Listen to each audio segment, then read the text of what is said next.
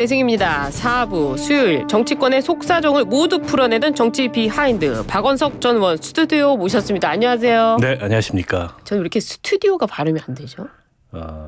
네. 스튜어디스, 스튜디오, 스튜던트. 죄송합니다. 아침부터. 근데 서정욱 변호사님 어디 계세요? 아니 그러게 말이에요. 지난주에 이어서 2주 연속 지금 안 나오는데 예. 나온다고 했다고 얘기를 들었는데 예. 그랬다가 무슨 일이 생기면 안 나와요. 지난주에는 예. 그 전날 밤에 이제 비상계엄이 있었고 네. 어제는 또 특전사령관이 예. 윤 대통령이 국회 문부시고 들어가서 다 끌어내라 그랬다. 네. 요 보도가 나오니까 갑자기 안 나온다는 사인이 나왔어요. 그래요. 그래서 이 서정욱 변호사가 선택적이다. 지 불리하면 안 나온다. 아, 그렇군요. 서정욱 변호사님. 친구로서 유감입니다. 아, 친구로서. 그러니까요. 방송인데 안 나오셔서 오늘 박원석 전 의원님만 모시고 이야기 나눠보도록 하겠습니다. 국민의힘이 윤석열 대통령 거취와 관련해서 2월 하야 4월 대선 또는 3월 하야 5월 대선 이런 거를 골자로 한 로드맵을 마련했습니다. 근데 이 로드맵이 네. 당내 의견이 모여서 결정된 로드맵이 아니잖아요. 네. 결국에는 그 TF 뭐 조기 퇴진과 정국 안정을 위한 TF에서 만든 안인데 예. 근데 이 로드맵에 대해서 누구도 수용 의사가 없는 것 같아요. 일단 당사자인 윤 대통령이 없는 것 같고 그래요. 보도를 보면 예. 그리고 당내에 이른바 친윤도 이걸 수용할 의사가 없고 네. 야당은 당연히 없고 야당 없습니까? 국민들도 용납할 수가 없어요. 그러면 왜 저런 그 불필요한 일을 할까? 예. 결국에는 한동훈 대표가 지금 이 혼란스러운 상황에서 네.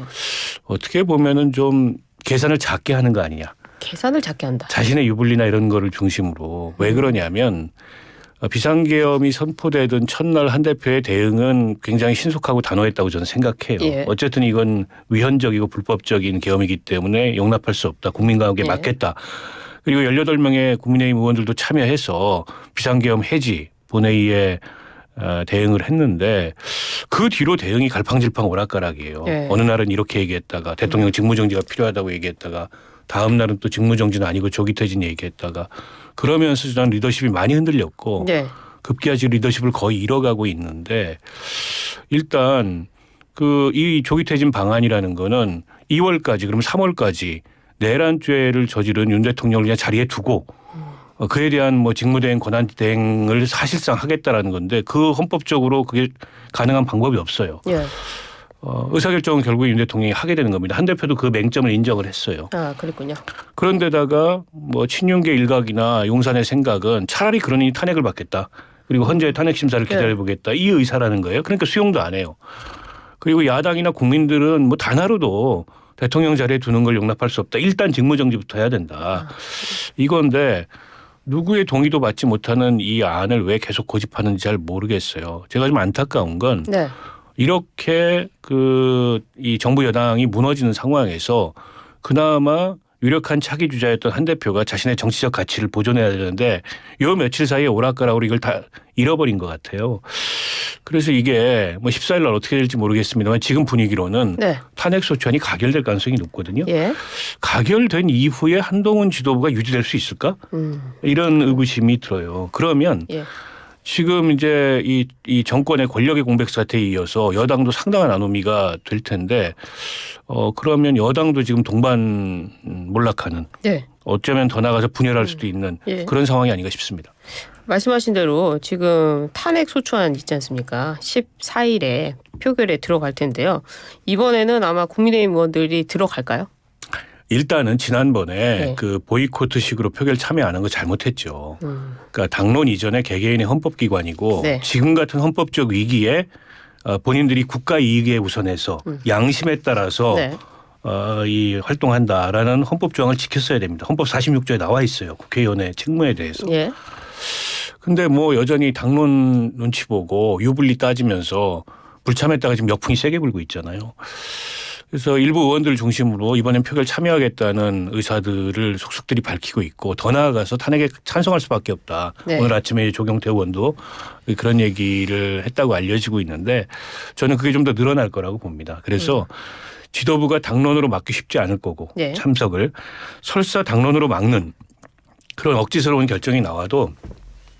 거기서 이탈하는 의원들이 생길 것 같아요. 그래요. 이제 그렇게 되면 가결 가능성이 높아지는 거죠. 그런데다가 예. 아니 용산도 가결을 원한다. 차라리라고 한다면 의원들 부담이 줄어들지 않겠어요? 그러니까 가결이 된다면 네. 지난번 뭐 박근혜 정부 때도 그랬지만은 이 한동훈 지도부 그리고 원내대표는 이틀 만에 그러면은 같이 사퇴하게 될까요? 그러니까 이게 참 할 얘기가 많은데 예.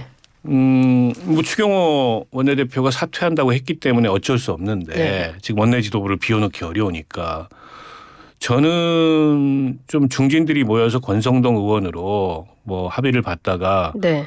한 대표가 수용하지 않아서 경선 비슷한 모양새가 됐는데 참 염치가 없다 이런 생각이 듭니다. 염치가 없다. 그러니까 이런 거예요. 권성동 의원을 비롯해서 당내 친윤들이 이번 내란 사태에 형사적 사법적 공범은 아니지만 정치적 공범들이라고 저는 생각합니다. 예. 대통령이 저런 그릇된 판단에 이르도록 대통령에 대해서 올바르게 견제하고 조언하는 역할을 못했습니다. 그보다 김건희 여사 문제를 비롯한 여러 가지 국정 난맥상에서 어쨌든 김건희 여사를 방탄하고 대통령을 두둔하느라고 지금까지 친윤들이 예. 이렇게 그 정부를 망치고 당을 망치는데 일조했다고 생각해요. 그런데 이제 와서 무슨 염치로 위기 관리한다면서 다시 나서가지고 원내대표를 맡겠다. 이거는 또다시 윤석열 방탄을 하겠다라는 의도로밖에 보이지 않아요. 예. 그렇게 해서 만약에 권성동 원내대표가 들어선다면 이틀 뒤에 탄핵 표결에서 만약에 네. 가결이 됐을 때 이틀 만에 물러나겠습니까? 저는 안 물러날 것 같아요. 결국에 이건 다 예. 그동안의 한동훈 지도부의 책임이다.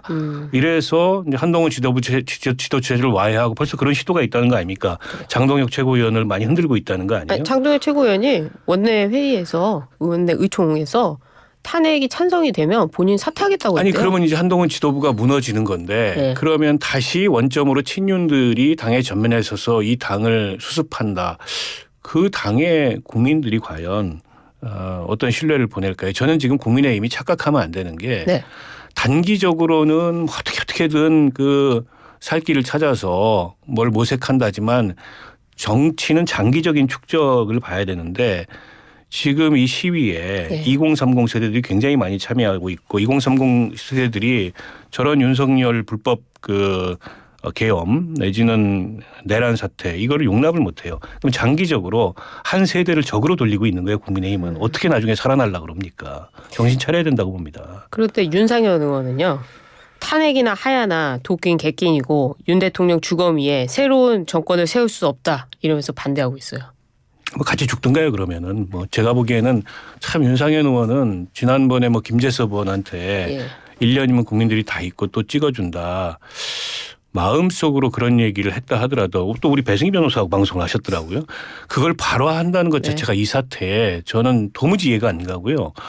그러니까 저분이 어떻게 운이 좋아서 무소속으로 2번 당선되고 했는지는 몰라도 거기까지입니다. 그래요? 그러니까 저런 분을 더 이상 국민들이 선택할 수는 없다고 생각하고 지금까지 해왔던 발언만으로도 헌법소의 책무가 있는 헌법기관으로서의 자격이 저는 없다고 생각하고요. 뭐 본인들은 이제 지난 박근혜 그 탄핵의 트라우마 그것 때문에 적폐로 몰려서 네.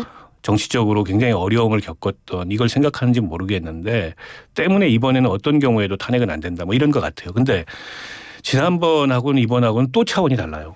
또 달라요? 총든 계엄군들이 국회에 가서 이 헌법 기관을 무력화하려는 시도를 국민들이 다 생중계로 목격했단 말이에요.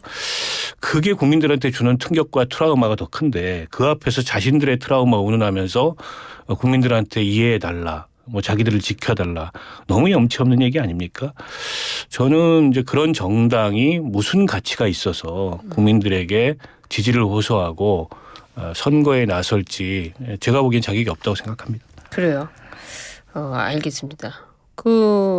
이 비상계엄 상설특검이요. 국민의힘 의원 22명이 찬성표를 던지면서 본회의를 통과했습니다. 한동훈 대표가 찬성 입장을 밝히면서 그런 것 같은데요. 어떻게 보셨어요? 일단 이게 이제 상설특검이기 때문에 대통령 거부권이 행사되지 않는 법이잖아요. 그리고 지금 이 상황에서 특검을 피하기가 어렵습니다. 때문에 뭐 피하지 못할 거라면 받아들이자 이런 판단이었다고 보고 네. 그리고 이제 민주당에서는 일반 특검법 또 별도로 올리겠다. 예. 이렇게 이제 지금 예고를 해놓은 상황인데요. 일단 상설특검이 설치가 될 거기 때문에 지금 경쟁적으로 검찰, 경찰, 뭐 공수처 이게 수사 경쟁이 불붙었다 이런 얘기들이 나오는데 상설특검이 출범하게 되면 정리는 될 것 같아요. 그래서 특검으로 전국적으로는 좀 통합되지 않을까 싶고 그때까지 뭐 검경 뭐 공수처 수사 열심히 저는 해야 된다고 보고요. 일단 국민의힘에서 이 특검법마저도 거부하고 이걸 부정했을 경우에 그에 따른 역풍을 감당하기 어렵기 때문에 일단 찬성했다고 봅니다. 그러니까 지금 김건희 특검법이 다시 올라갈 텐데 그게 또 한 번 실험대예요.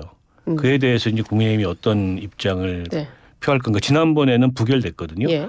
근데 또 부결시킨다? 그러면 이제 또 역풍이 세질 거여서. 근데 부결표도 좀 네. 늘었잖아요. 그렇죠. 6표로 늘었기 때문에 거의 이제 가결될 상황이 놓여 있고 또 대통령이 그러면 어차피 국회에서 통과는 되니까 상임위에서 아니 저 본회의에서 그럼 거부권 행사할 거냐. 이것도 또한 실험대입니다. 아니 뭐 권한 행사 안 한다고 해놓고 그 거부권 행사하면 적극적 권한 행사잖아요. 윤 대통령의 지금 상태로 봤을 때 저는 거부권 행사할 것 같거든요. 그럴 경우에 이제 국민의힘의 내부 당의 이제 의견이 분열이 더 커지겠죠. 이 서정욱 변호사의 이야기를 좀 들어봐야 되는 시간인데 안 나오셔가지고 저희가 계속 전화 연결할까요? 질의응답을 해야 되겠네요. 말씀하신 대로 한동훈 대표가 또 비상계엄 사태와 관련해서 여당 주도로 내란 특검법을 추진하자 이렇게 제안했어요. 어떻게 보세요? 결국에 이제 비상계엄 사태가 명백히 헌법과 법률을 위반했다는 인식을 공유한다면 야당의 공세에만 일방적으로 네. 밀리는 게 아니고 오히려 적극적으로 나서서 그 위헌성 불법성에 대한 수사를 여당이 요구하자. 그런 취지에서 특검법을 별도로 발의하자. 뭐 이런 의견인 것 같습니다. 근데 이제 뭐 한동훈 대표 이런 제안이 당내에서 별로 그렇게 수용되는 분위기가 아닌 게 지금 한동훈 대표가 안고 있는 큰 한계고 딜레마잖아요. 예.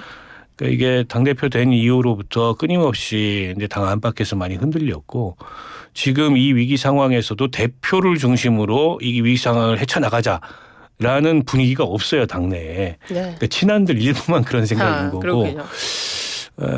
그래서 과연 한 대표가 계속 이제 대표직을 유지할 수 있을지 설사 유지한다 그래도 주도적으로 어떤 역량이나 이 정치력을 발휘할 수 있을지 리더십을 발휘할 수 있지 이런 게 굉장히 의문스러운 상황이고 그래서 이런 제안이 뭐 이렇게 의미 있게 들리는 게 아니에요. 그 당내 수용이 안 될 텐데 저거 자꾸 이제 뭘 던지기만 관철을 시켜야죠. 당대표가 이런 얘기를 했으면. 근데 왜 그럴까요? 한동훈 대표는? 그러니까 그게 이제 한계인 거죠. 그래서 뭐 본인도 어쩔 수 없는 상황인데 과연 이 상황에서 당대표직을 계속 유지하는 게 얼마나 의미 있는지 모르겠고 저는 한 대표가 정치인으로서 미래 가치를 지키려고 했다면 일관된 이 방향성을 가지고 단호하게 이 상황을 돌파했어야 된다고 생각합니다. 이게 위헌 불법적인 계엄이고 막아야 된다고 했으면 그 연장선에서 이거는 탄핵이 불가피하다 이렇게 갔어야 되는 거예요. 근데 그거하고 다른 얘기했다가 또 다른 얘기했다가 매일 바뀌어요. 예. 이러니까 그 과정에서 신뢰도 잃고 리더십도 전 잃었다고 보는데 네. 그러니까 이게 정치인이 이런 겁니다. 지금 당장은 본인이 객관적인 안팎의 상황들이 좋지 않아서 물러나더라도 국민들의 호명이 있고 대중의 호명이 있으면 다시 불려 나오는 거예요.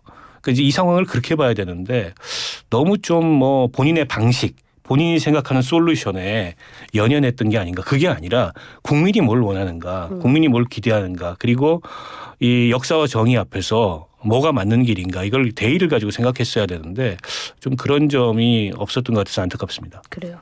이재명 대표가요. 한 그 외신 인터뷰에서 사람들이 나를 한국의 트럼프라고 한다 이렇게 발언을 했는데요. 이게 어떤 의도가 있는 겁니까? 모르겠습니다. 무슨 의도가 있는지. 어쨌든 트럼프 대통령 하면 이미지가 네. 조금 극단적이다. 이런 이미지가 있잖아요. 네. 아마 뭐 그런 시각으로 나를 보는 사람들이 있는데 네.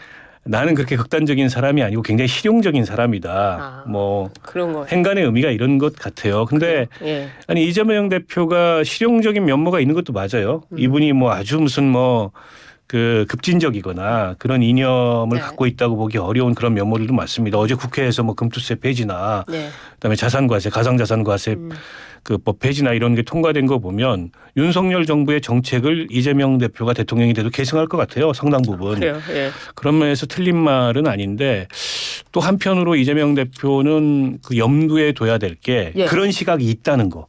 아. 그게 꼭 예. 정책의 영역이나 이념의 영역이나 이런 게 아니라 예. 그거를 추진하는 이제 정치적 방식이랄까 네. 이런 데 있어서 그런 시각이 있다는 거는 어쨌든 대권 주자로서 이재명 대표가 염두에 둬야 될 지적이라고 생각합니다. 그래요. 그 윤희숙 전 의원은요. 이재명 대표를 향해서 대통령 놀이하고 있다 이렇게 했거든요. 글쎄요, 뭐 아직 그렇게까지 할 수 있을까요? 오히려 그런 모습을 비추면 별로 좋지 않겠죠. 아마 민주당이나 이재명 대표도 좀 주기하고 있을 거라고 보고요. 아, 그래요. 오히려 한동훈 대표가 네. 요 며칠간에 윤 대통령 권력을 한덕수 총리하고 네. 함께 이양받아서 정부를 운영하겠다고 소통령 놀이를 하려다가 네. 당 안팎의 강력한 반발에 밀려가지고 주춤하고 있는 게 아닌가 싶어요. 당 안팎이 아니라 야당도 반발하지 않았습니까? 아니 그러니까 예. 당 바뀌죠. 아, 그거는. 당 안은 이제 여당 내부고.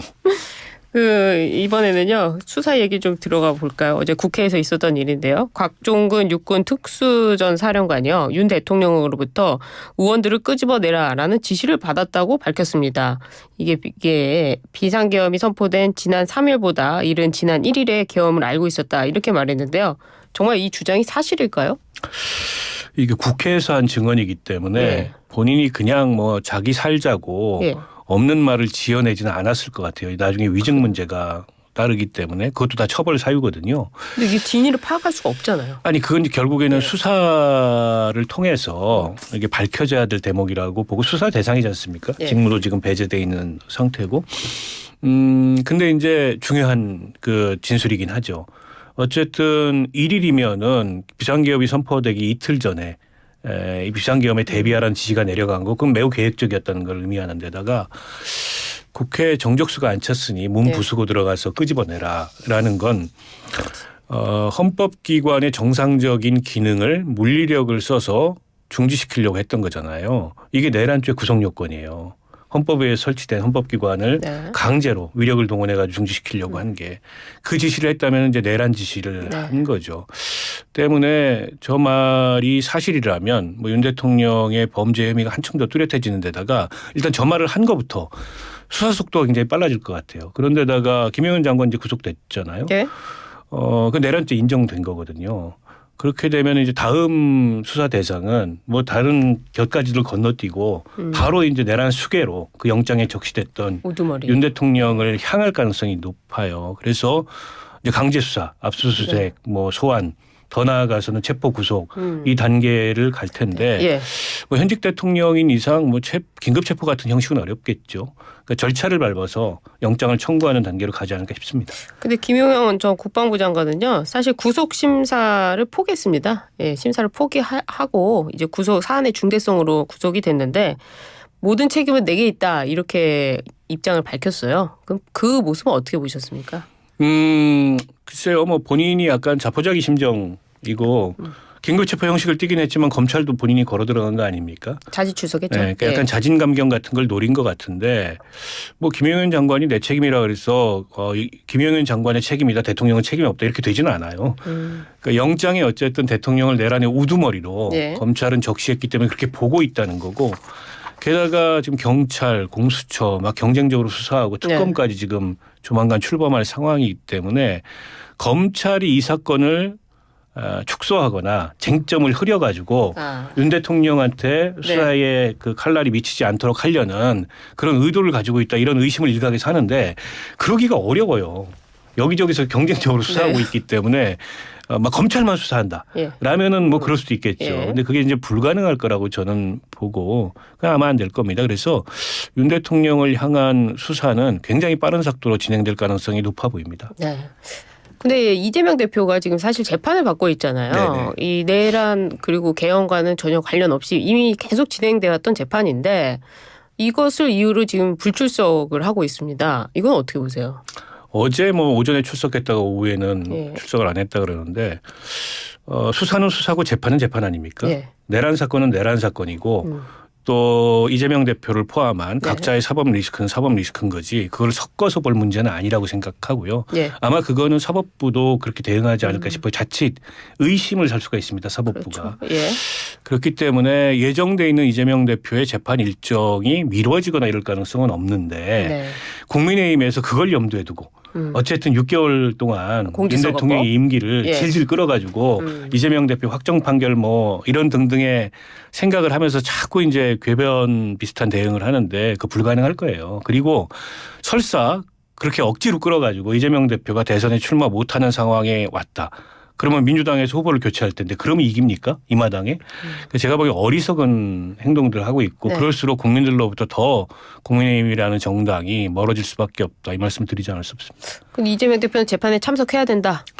아니, 참석해야죠. 그리고 언제까지 그걸 미룰 수 있습니까? 그리고 네. 재판부가 뭐 지금은 워낙에 혼란하기 때문에 네. 한두 번 뭐 그걸 연기하는 거는 몰라도 그거를 재판부가 계속 허용하겠어요.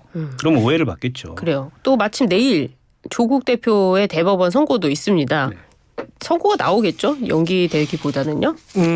뭐 지금까지 연기 안 됐으면 연기 안 되는 거 아닙니까? 그렇죠. 그러니까 뭐 당일날 연기를 할 수도 있다고 조국 대표가 얘기했다고 하는데 그럴 것 같지 않아요. 그러니까 그럴 거 그래서 같잖아요. 예. 지금 그러면 굉장한 오해를 부릅니다. 마치 이게 정치 상황의 맞춤형으로 그렇죠. 예. 재판 결과까지 바꾼다. 그러면 대법원의 또 공정성, 신뢰성 이런 것들이 도마 위에 오를 거고 정치적 결정을 한다고 비난받을 소지가 커서 저는 선고 내용이 뭐가 될지는 모르겠지만 네. 선고는 이루어질 거라고 봅니다. 그럼 선고 내용에 만약에 그대로 확정된다. 그러면 어떻게 될까요? 조국 대표는 앞으로. 조국 그대로 합시다. 확정되면 일단 구속 수감이 될 거고요. 네, 집행이 되겠죠. 비례대표직은 승계가 될 텐데 예. 이게 묘한 게 예. 비례대표직의 승계가 시간이 걸려요. 아 그래요? 그래서 토요일 날 표결에 예. 의결 정족수 저 국회 정족수가 299명이 될 수도 있습니다. 아, 왜 그게 월요일에 돼야 되나 보죠? 아 바로 안 돼요. 바로 바로 안 승계가 돼요? 안 됩니다. 아 그럼 어떻게 됩니까? 다음 날이기 때문에 하루 이상 걸릴 걸로 제가 모르겠습니다. 국회 사무처가 얼마나 신속하게 할지 아, 모르겠는데 그걸 또. 전례로 보면 예. 하루 이상 걸려요. 아 그럼 그래서 13일 금요일인데 예, 바로 해줄지. 예, 국회 제적이 예. 300이 아니고 299가 될 가능성이 있다. 그 299가 되면 달라질까요? 299의 3분의 2가 되는 거죠. 한 표 차이긴 하지만 예. 아 또 그런 문제도 있었네요. 역시 정치권의 모든 것을 알고 계신 박광석 전 모든 걸 의원님. 알지는 않습니다. 전 의원님 오늘 혼자 굉장히 힘들게 하신 것 같습니다. 예, 서정욱 변호사가 빨리 돌아오기를 공개적으로 촉구합니다. 알겠습니다. 오늘 여기까지 하도록 하겠습니다. 지금까지 박광석 전 의원이었습니다. 감사합니다. 고맙습니다. 건너오세요. 당신의 퇴직연금이 원하던